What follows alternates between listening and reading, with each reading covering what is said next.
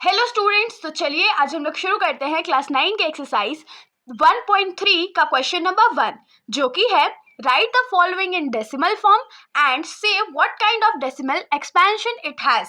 तो इस क्वेश्चन में हम लोग को क्या बोला गया है कि सबसे पहले तो जो नंबर्स हम लोग को गिवन है उसको डेसिमल के फॉर्म में लिखना है और उसके बाद ये भी बताना है कि ये किस टाइप के डेसिमल्स है।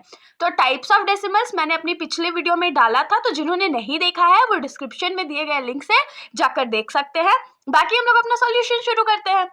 तो 36/100 है, तो 36 को 100 से डिवाइड करना पड़ेगा ना। तो क्या करें, पहले तो पॉइंट लेना पड़ेगा, तो यहाँ 0 आ जाएगा। फिर 100 3 300 माइनस करते हैं तो ये 60 हो जाएगा। फिर एक 0 भी आ जाएगा क्योंकि हमने यहाँ पर डेसिमल यूज किया था। तो फिर 100 6 600, हमारा यहाँ पर रिमाइंडर जो है वो 0 आ गया है। तो 36/100 इज इक्वल टू लिख सकते हैं हम लोग 0.36। और क्योंकि इसका रिमाइंडर जो है हम लोग को 0 मिल गया है, तो ये कौन से टाइप का डेसिमल हो जाएगा, तो ये हो जाएगा टर्मिनेटिंग डेसिमल।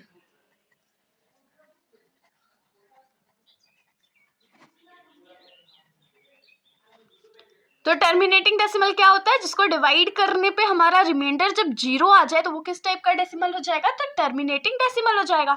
अब हम लोग आ जाते हैं इसी क्वेश्चन के सेकंड पार्ट पे।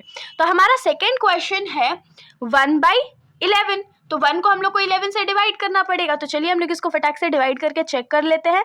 1 और 11 पॉइंट लेना पड़ेगा, फिर 0 लेना पड़ेगा, तभी तो ये 0 होगा। फिर ये 9 टाइम्स में क्या हो जाएगा, 99 हो जाएगा। उसके बाद रिमाइंडर 1 बाकी रहेगा। फिर एक 0 तो डेसिमल के मदद से आएगा, लेकिन अभी भी ये 11 से छोटा है ना, तो एक 0 ऊपर एक्स्ट्रा लेंगे तो ये 100 होगा। फिर 9 हो जाएगा, फिर 99 माइनस होगा, फिर रिमाइंडर 1 होगा। उसके बाद फिर एक 0 डेसिमल वाला रहेगा, एक 0 हम लोग को लेना पड़ेगा। फिर 9 टाइम्स में जाएगा तो ये 99 फिर से हो जाएगा, फिर रिमाइंडर 1। तो ये क्या हो रहा है ना, बार बार रिपीट हो रहा है। एक ही फॉर्म में ये क्या कर रहा है, तो बार बार खुद को रिपीट कर रहा है। तो ये हमारा क्या हो जाएगा, पहला तो नॉन टर्मिनेटिंग, क्योंकि इसका जो रिमाइंडर है वो कभी 0 आने वाला नहीं है।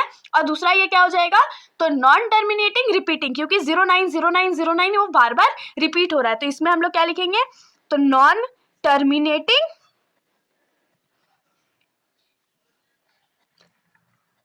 और repeating decimal, non terminating repeating decimal.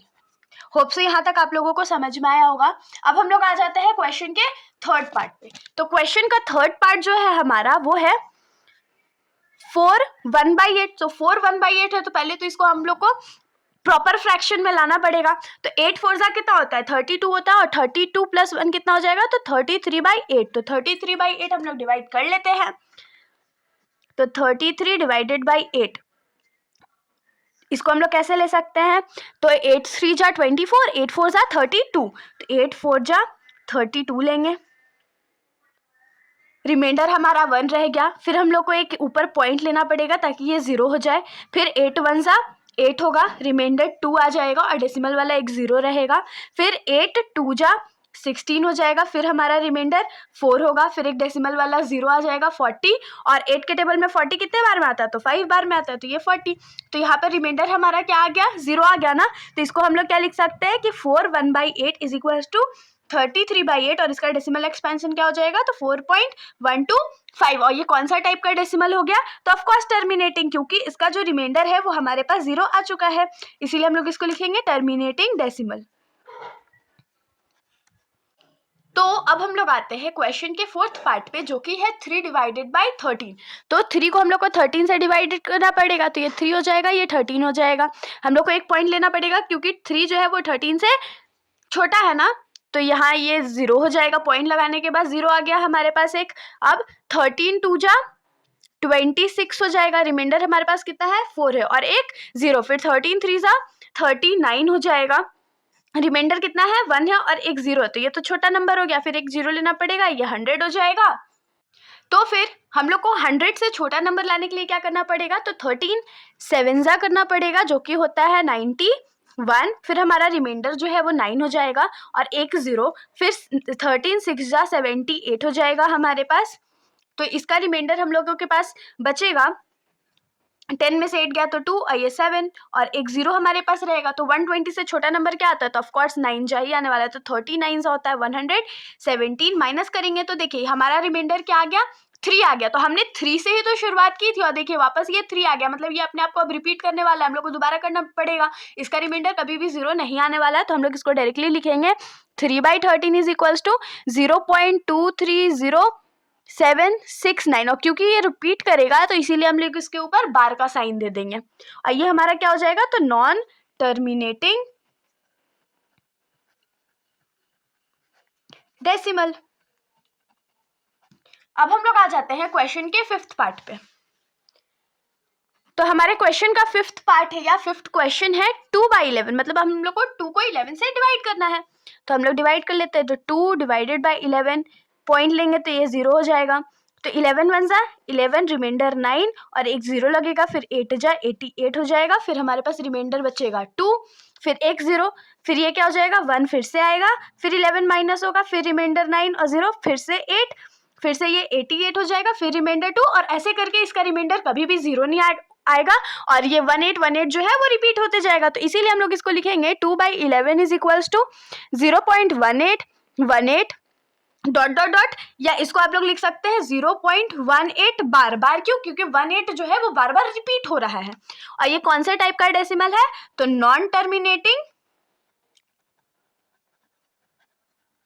और रिपीटिंग भी है ना, तो नॉन टर्मिनेटिंग रिपीटिंग डेसिमल। वैसे ही ऊपर वाले क्वेश्चन में मैं लिखना भूल गई थी कि ये नॉन टर्मिनेटिंग रिपीटिंग डेसिमल है, तो आप लोग यहाँ मेंशन कर सकते हैं नॉन टर्मिनेटिंग रिपीटिंग डेसिमल। अब हम लोग आ जाते हैं इस क्वेश्चन के लास्ट पार्ट। तो हमारे इस क्वेश्चन का 6th पार्ट का क्वेश्चन है 329 डिवाइडेड बाई 400। तो हम लोग को इसको डिवाइड करना पड़ेगा, तो चलिए डिवाइड कर लेते हैं। तो 329 डिवाइडेड बाई 400, तो क्योंकि 329 400 से छोटा है इसीलिए हम लोग को सबसे पहले डेसिमल लेना पड़ेगा, तो यहाँ पर 0 हो जाएगा।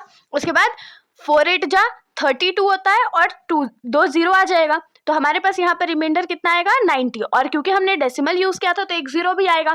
फिर 4 2 जा 8 होता है, तो 8 और 2 0 तो 800 हो गया। रिमाइंडर हमारे पास क्या बचा 100 और क्योंकि हमने डेसिमल यूज किया हुआ है तो एक 0 भी आएगा।